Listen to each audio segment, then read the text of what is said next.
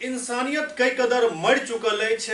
एकर 101 उदाहरण भेटैत रहैत अछि, लेकिन सुपौल में जे एकटा ताजा उदाहरण सामने आयल हन ओकरा देख कऽ एतेक ज्यादा दिल पसीज सकैत अछि अहाँ सबके, जकर कोनो वर्णन नहीं कयल जा सकैत अछि। खुद हमरा एहि न्यूज के प्रस्तुत करय में काफ़ी हिचक महसूस भऽ रहल अछि, किएक तऽ एहि पूरा खबर के जे फुटेज देखलहुँ तखनसँ बस एक ही बात सोचि रहल छी जे आखिरकार इंसान कतेक नीचा स्तर तक गिर रहल अछि।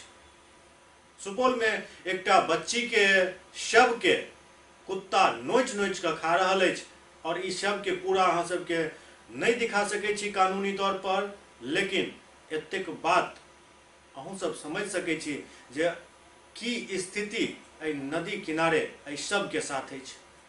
कहल जाइत अछि जे जखन केओ मरै छथि तऽ हुनकर अंतिम संस्कार कयल जाइत अछि, या तऽ जलायल जाइत अछि या फिर दफना देल जाइत अछि। लेकिन जखन इंसानियत मरि जाय तऽ ओतऽ किछु भी असंभव नहीं अछि। एहन एकटा मामला सुपौल के त्रिवेणीगंज थाना क्षेत्र में सामने आयल, जखन नदी में फेंकल एकटा नवजात के शव के कुत्ता और पक्षी सब द्वारा नोच नोच कऽ खाइत लोग देखैत रहला और आगा बढ़ैत रहला।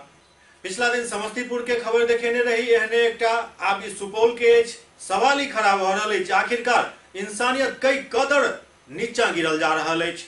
सबसे ताज्जुब के बात ई अछि जे अखन तक 2 दिन बीत गेला के बावजूद प्रशासन के एहि बात के कोनो सूचना नहीं अछि, या सूचना अछि तऽ प्रशासनो आखिरकार हमरे यहाँ के बीच से तऽ अछि, मतलब हुनको इंसानियत बिल्कुल मरि चुकल अछि।